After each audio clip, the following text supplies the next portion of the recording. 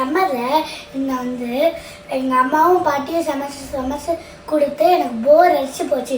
இன்றைக்கி நான் உங்களுக்கு ஒரு ஸ்பெஷல் டிஷ்ஷை சமைச்சு தர போகிறேன். அது என்னன்னு சொல்லட்டுமா? கத்திரிக்காய் ஸ்டஃப். வாங்க அதோட இன்க்ரீடியன்ட்ஸ் பார்க்கலாம். இப்போ நான் கத்திரிக்காய் ஸ்டஃப்க்கு என்ன இன்க்ரீடியன்ட்ஸ்லாம் வேணும்ன்ட்டு காமிக்கிறேன்.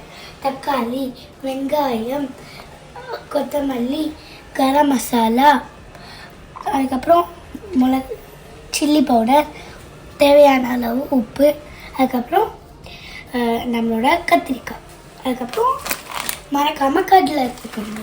உங்களுக்கு ஒரு முக்கியமான விஷயம், இந்த கத்திரிக்காயை வெட்டும்போது பார்த்து வெட்டுங்க. அதோட பாவாடை கிழிச்சிடாம வெட்டுங்க. நீங்கள் அதோட பாவாடையை கிழிச்சிட்டிங்கன்னா அது கோவப்பட்டுரும். இப்போ நீங்கள் கத்திரிக்காய் வெட்டும்போது இந்த மாதிரி கொம்போட வெட்டுங்க. கத்திரிக்காய் எப்படி வெட்டலான்னு பார்க்கலாமா? டட்டராயம் இப்படி நாளாக எடுத்து இப்படி கட் பண்ணிக்கோங்க. இப்போ நீங்கள் கடலை எடுக்கும்போது நீங்கள் தோல் இல்லாத கடலையும் எடுத்துக்கலாம். தோல் இருக்கிற கடலை இருந்தால் அதை உரிச்சிட்டு நல்லா அதை மிக்சியில் போட்டு ஒரு அடி அடிச்சிட்டா நம்ம அதை வந்து கத்திரிக்காய் ஸ்டஃப் கூட சேர்த்துக்கலாம். இப்போ நான் தக்காளி, வெங்காயம், கொத்தமல்லி, அதுக்கப்புறம் நம்ம அரைச்சி வச்ச கடலை போட்டாச்சு. இப்போ கரம் மசாலாவும் போட்டு இப்போ நம்ம சில்லி பவுடர் வேணுங்கிற அளவுக்கு ஆட் பண்ணிக்கலாம்.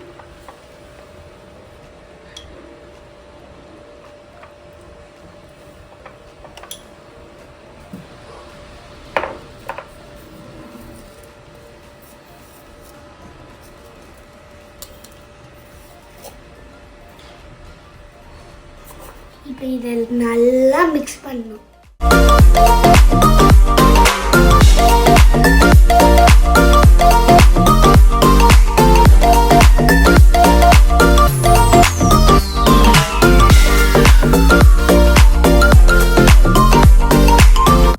இப்போ நம்ம மிக்ஸ் பண்ணி வச்சிருக்கிற ஸ்டஃப்பை இப்போ நம்ம இந்த கத்திரிக்காய்க்குள்ள போட்டுக்கலாம்.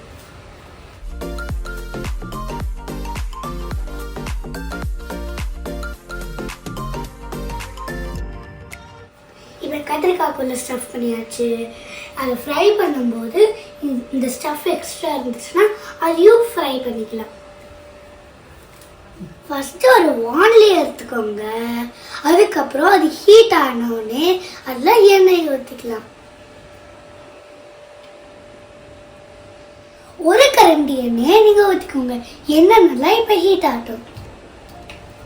இப்போ எண்ணெய் ஹீட் ஆயாச்சு. இப்போ நம்ம அது மேலே கொஞ்சம் கடுகு, ஒரு ஸ்பூன் கடுகு போட்டுக்கலாமா?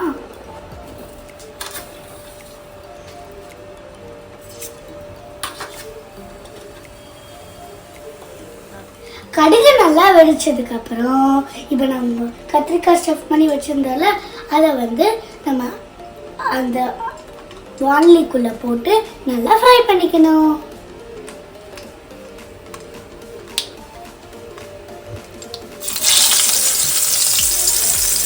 கத்திரிக்காய் எல்லாம் போட்டாச்சு. இப்போ மிச்சம் இருக்கிற ஸ்டஃப்லையும் கொஞ்சம் மஞ்சள் பொடி சேர்த்து நம்ம போட்டுடலாம்.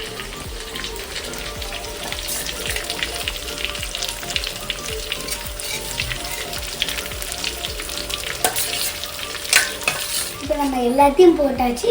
இப்போ என்ன பண்ண போகிறோம்? வதக்கு வதக்கு வதக்கு வதக்கு வதக்கு வதக்கு வதக்கு வதக்கு வதக்கு வதக்கு வதக்கு வதக்கு. அதுக்கப்புறம் க்ளோஸ் பண்ணிட்டு ஒரு 3 மினிட்ஸ்க்கு அப்புறம் எடுத்து பார்த்துட்டு 5 மினிட்ஸ்க்கு அப்புறம் எடுத்து பார்க்கலாம்.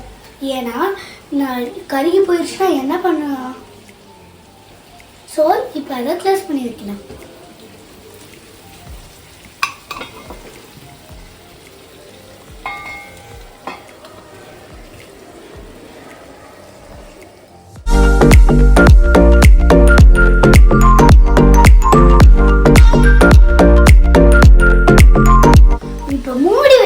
கத்திரிக்காய் ஸ்டஃப்பை நம்ம எதுக்கெல்லாம் சாப்பிட்லாம், எதுக்கெல்லாம் தொட்டு சாப்பிட்லாம் நான் இப்போ உங்களுக்கு சொல்கிறேன். சப்பாத்திக்கு தொட்டு சாப்பிட்டா ரொம்ப யம்மியாக இருக்கும். அதுக்கப்புறம் சாதம் கொஞ்சமாக சுட எடுத்து அதில் கொஞ்சம் நெய் ஊற்றி அது மேலே அந்த கத்திரிக்காய் ஸ்டஃப்பை பிசைஞ்சு சாப்பிட்டா அவ்வளோ யம்மியாக இருக்கும். போன வீடியோவில் நான் பண்ண சமையல் நீங்கள் பார்க்கலீங்கன்னா மேலே இருக்கிற காட்சை கிளிக் பண்ணுங்க. ஐயோ, இவ்வளோ நேரம் கிச்சனில் இருந்ததுக்கே இவ்வளோ தாகம் எடுத்துச்சு. நீங்களும் சம்மரில் ஹைட்ரேட்டடாக இருங்க. இப்போ தண்ணியை குடிப்போம். இப்போ 3 மினிட்ஸ் ஆச்சு. இப்போ கத்திரிக்காய் எப்படி இருக்குன்னு நம்ம பார்க்கலாம். ஐயோ, கப கபன்னு கொதிக்குது. நம்ம பாட்டியோட ஹெல்ப் கேட்டுக்கலாம்.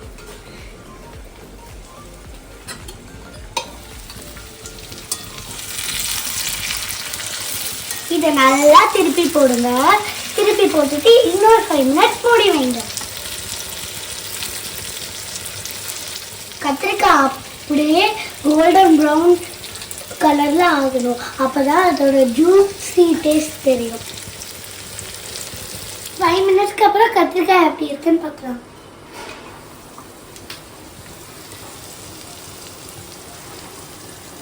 இது இன்னும் கொஞ்சம் நல்லா வதங்கணும். என் பாட்டியை கூப்பிட்டு இதை கொஞ்சம் திருப்பி போட்டுட்டு இன்னொரு 3 நிமிஷம், இன்னொரு 2-3 நிமிஷம் விட்டுறேன்.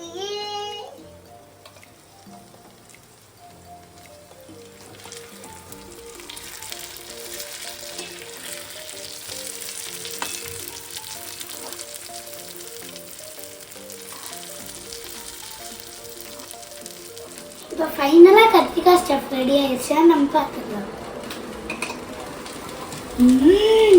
யம்மி, சாப்பிடணும் போலே இருக்கே. ஓகே, இப்போ ஒரு சின்ன கெட்டப் சேஞ்ச் பண்ணிட்டு நான் இந்த கத்திரிக்காய் ஆஃப் பண்ணி வச்சுட்டு ஒரு குட்டி கெட்டப் சேஞ்ச் பண்ணிட்டு வரலாம்.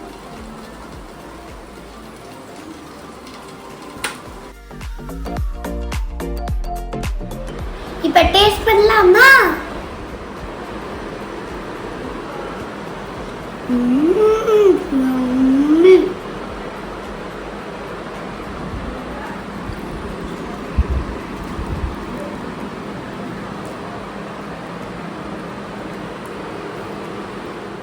உங்களுக்கு இந்த ரெசிபி பிடிச்சிருந்தா கமெண்ட் பண்ணுங்க. அதோட உங்களுக்கு இந்த வீடியோ பிடிச்சிருந்தா லைக் பண்ணுங்க, கமெண்ட் பண்ணுங்க, ஷேர் பண்ணுங்க. மறக்காம சப்ஸ்கிரைப் பண்ணிடுங்க. பெல் ஐக்கானையும் கிளிக் பண்ணிடுங்க. பாய். நெக்ஸ்ட் வீடியோவில் பார்க்கலாம். இப்போ நான் சாப்பிட போகிறேன்.